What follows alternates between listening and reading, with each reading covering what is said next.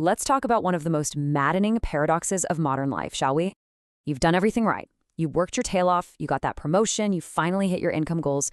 But that feeling of financial security, that I finally made it moment, it's still just out of reach. In fact, you might feel even more stressed out now than when you were making half as much. Look, this isn't some personal failure on your part. It's a design flaw in the system. And today, we are going to expose the invisible traps that are designed to keep you feeling broke. I mean, really think about it. Maybe 5 years ago you were making, $42,000 a year. And you thought to yourself, oh man, if I could just hit 70 or 80,000, I'd be set. All my problems would be solved. Well, guess what? Now you're making $78,000. You've nearly doubled your income, but the financial anxiety, it's exactly the same, isn't it? The goalposts just moved. And now you're thinking, okay, if I can just hit 100 grand, then I'll finally be comfortable. So what on earth is going on here? Okay, the most important thing to get right now is that this is not your fault. Your brain is basically running on ancient software. Psychologists have a name for this. It's called the hedonic treadmill. It's our amazing and, let's be honest, incredibly annoying ability to just adapt to anything. You win the lottery, you'll be on cloud 9 for a few months, and then you're right back to your baseline level of happiness. That big raise that felt so life-changing in January, by July, it's just your salary. Your brain just normalizes the new reality and immediately starts looking for the next thing. And this psychological treadmill, it shows up directly in your bank account as something called lifestyle inflation. As your income goes up, your expenses creep up right alongside it, almost without you even noticing. You know, a slightly nicer apartment, an upgraded car, eating out a little more often, and before you know it, you actually have less spending money at $80,000 a year than you did at $60,000. Every little upgrade becomes the new normal, the new baseline you can't imagine living without. You're running faster and faster, but you're not getting anywhere. This whole cycle is powered by a few traps, and the first one, it's all about status. So trap number 1 is buried deep in our evolutionary biology. As social animals, we are just hardwired to signal our status to the rest of the tribe. And in our world, corporations have figured out how to weaponize this instinct, creating a game that's almost impossible to win, a game that keeps us constantly overspending. Right here is where basic economics completely breaks down. You know, the law of demand says that as the price of something goes up, demand should go down. Makes sense. But for certain items, the exact opposite is true. Just imagine 2 plain white t-shirts. They're made of the same cotton, probably from the same factory. One costs $10, the other costs $500. Now that $500 shirt isn't selling you function, it's selling you a signal. And that signal is, I have so much money, I can afford to waste it on this. And for that signal, people will line up around the block. This bizarre glitch in our economic brain is called the Veblen paradox. For these luxury goods, the high price isn't a bug, it's a feature.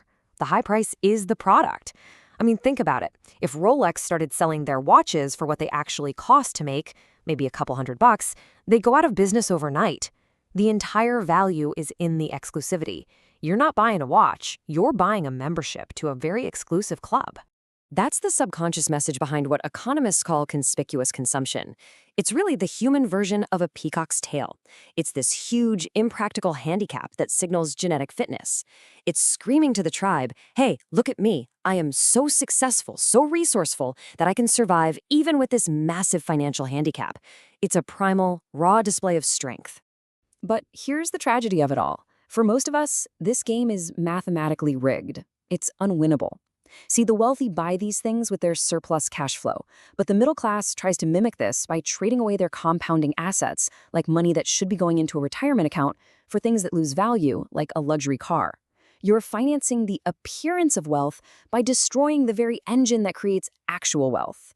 And the worst part is, the goalposts are always moving. What's cool today, like loud logos, is tacky tomorrow. It's a race you can literally never, ever win.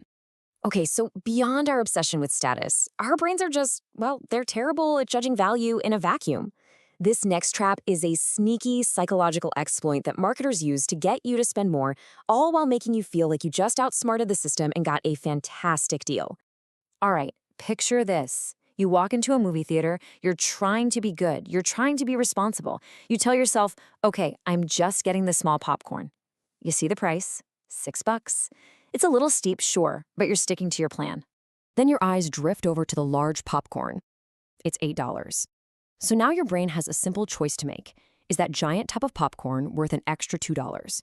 It's a pretty straightforward cost-benefit analysis. But then they introduce the weapon. They slide this option right in the middle, a medium popcorn for $7.50. Now watch what your brain does. It instantly does the math, and you think, wait a second, for just 50 cents more than the medium, I can get the ginormous large one? I'd have to be an idiot to buy the medium. And just like that, you walk away with the large popcorn feeling like a brilliant, savvy consumer who just hacked the system. But hold on. You went in planning to spend $6, and you walked out spending $8. You were just upsold by 33%, and it wasn't even by a salesperson. It was by a decoy price whose only job on this planet was to make the large look like an absolute irresistible steal. This little trick is called the decoy effect. See, our brains are just awful at judging absolute value. We need to compare things, so we rely on relative comparisons. And the decoy is intentionally designed to be a terrible deal compared to the more expensive option, which completely shifts your frame of reference. You stop asking, is this popcorn worth $8? And you start thinking, wow, this is a great deal compared to that other thing. And this isn't just about popcorn, folks. A super famous study on The Economist's subscriptions proved just how powerful this is. They had an option for a print-only subscription at $125. That was the decoy. Literally, nobody chose it. But just by being there, it made the web and print bundle at the exact same price feel like a massive win. So 84% of students chose it. But look what happened when they removed the useless decoy. The preference completely flipped. Most students went for the cheapest option. That decoy was a multi-million-dollar psychological weapon. All right, this last trap isn't some psychological trick. It's a cold, hard, brutal, mathematical reality. A lack of money creates a vicious cycle where people are actually forced to pay more for the exact same goods and services, making it almost impossible to ever get ahead. The boots theory from the author Terry Pratchett explains this perfectly. It goes like this. A rich man can afford a pair of really good $50 boots that will last him 10 years. A poor man can only afford cheap $10 boots that fall apart after 1 year. So over the course of that decade, the poor man spends $100 on boots, while the rich man only spends $50. And the whole time, the poor man still has wet feet. Being broke forces you into making these short-term, inefficient purchases that end up costing you so much more in the long run.